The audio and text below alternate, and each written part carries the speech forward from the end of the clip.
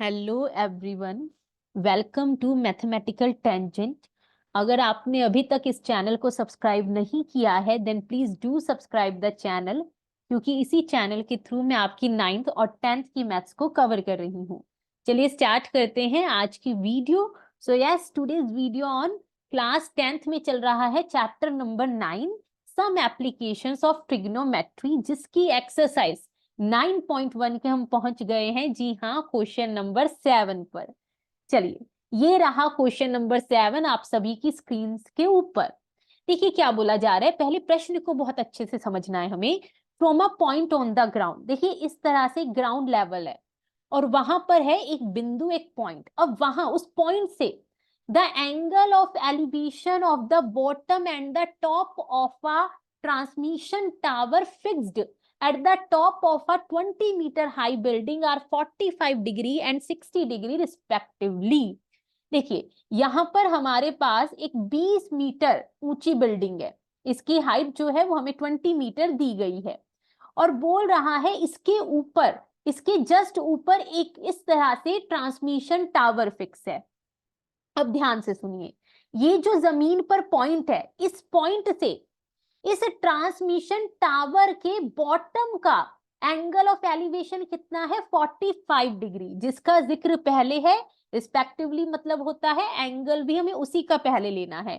तो देखिए angle of elevation इस तरह से बन जाएगा, ये इस एंगल का जिक्र किया गया है कि ये एंगल यहां पर 45 डिग्रीज है। और एंगल ऑफ एलिवेशन तभी बनता है जब हम नीचे से ऊपर की तरफ देखते हैं। तो ये जो बेस है ट्रांसमिशन टावर का, जरूर इस पॉइंट से जब इस ट्रांसमिशन टावर के बेस की तरफ देखा जा रहा है तो ये जो एंगल बना होगा ये 45 डिग्रीज बना होगा। और वही बोला जा रहा है कि इस तरह से इस ट्रांसमिशन टावर के टॉप का ये जो एंगल ऑफ एलिवेशन है ये पूरा ये 60 डिग्रीज दिया गया है क्वेश्चन में। और हमें क्या फाइंड आउट करनी है? हमें यहाँ पर टावर की, इस ट्रांसमिशन टावर की हाइट फाइंड आउट करनी है। तो ये तो हमने प्रश्न को बहुत अच्छे से समझा। अब हम आ जाते हैं इसके सॉल्यूशन पर। देखिए सबसे पहले तो हमें लाइन सेगमेंट से ही सब कुछ रिप्रेजेंट करना है। तो यहाँ पर मान लेते हैं ये जो ए पॉइंट है, यहां से सारी ऑब्जर्वेशन हो रही है, ये बी सी, और यहां पर हमें पता है कोई भी बिल्डिंग टावर 90 डिग्रीज पे जमीन से 90 डिग्री के एंगल पर खड़े होंगे। तो यहां पर ये जो बीसी लेंथ है इसे मैं ले रही हूं हाइट ऑफ द बिल्डिंग। ठीक है भाई, चलिए ठीक है।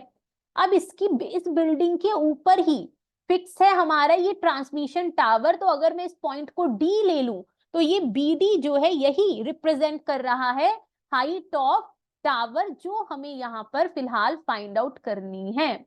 और क्वेश्चन में हाइट ऑफ बिल्डिंग 20 मीटर दी गई है। इट मींस ये जो बीसी लेंथ है ये 20 मीटर है फिलहाल हमारे पास।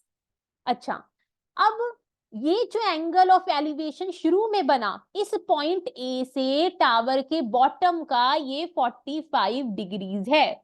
और यही यही इसी पॉइंट से ये जो एंगल ऑफ एलिवेशन बन रहा है इसी पॉइंट से टावर के टॉप का ये 60 डिग्रीज है। ठीक है, अब देखिए सबसे पहले हम ये वाला राइट, अब हम आ जाते हैं अपने सॉल्यूशन पर। देखिए सबसे पहले तो आप मुझे बताइए कौन सा राइट ट्राइंगल आपका उठाने का मन है, हम वही उठा लेंगे। देखिए भाई, सबसे पहले right triangle A C B उठाया जाएगा, क्योंकि ये बी सी जो साइड है वो मुझे इस राइट ट्राइंगल की कंप्लीट पता है। अब इसकी हेल्प से हम ये ए सी फाइंड आउट कर सकते हैं। तो आप आइए, इन right triangle A C B, देखिए इस ये स्टैंडर्ड एंगल यहाँ पर 45 डिग्री है ट्राइंगल एसीबी में, और इस एंगल के लिए ये सामने वाली परपेंडिकुलर है, साथ वाला बेस, और परपेंडिकुलर और बेस में रिलेशन एस्टेब्लिश करता है tan theta. So tan a is equal to perpendicular upon में बेस है यहाँ पर AC। tan a की वैल्यू 45 डिग्रीज, BC की वैल्यू 20 है, अपॉन में AC 45 डिग्री बोले तो 1।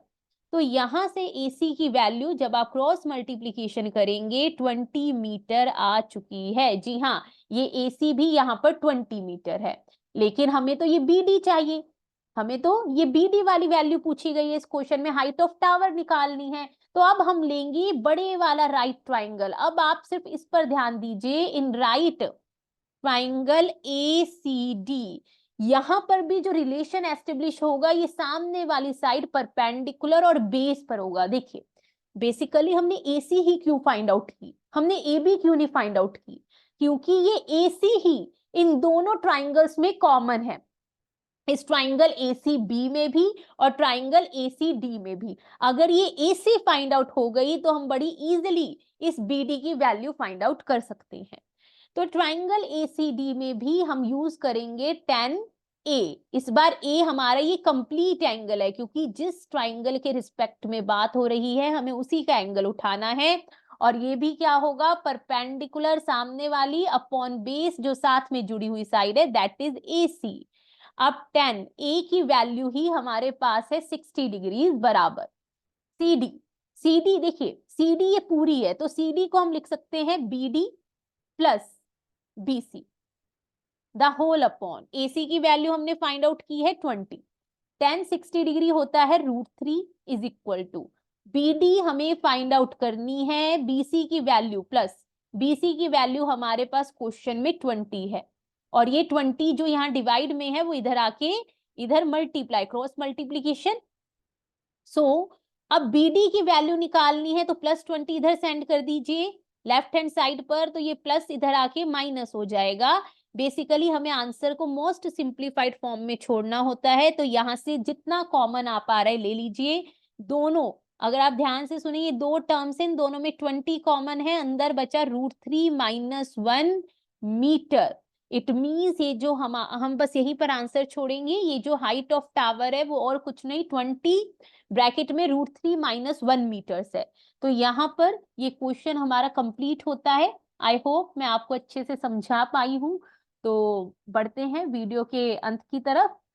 थैंक यू सो मच इस वीडियो को पूरा देखने के लिए, and please like share and subscribe the channel अगर आप चाहते हैं कि मैं इसी तरह से सीरीज को कंटिन्यू रखूं और हर चैप्टर की, हर एक्सरसाइज के, हर क्वेश्चन के हर पार्ट को करवाऊं। Then do support. मिलते हैं आप सबसे अगली वीडियो में, तब तक के लिए अपना ध्यान रखें। Bye bye.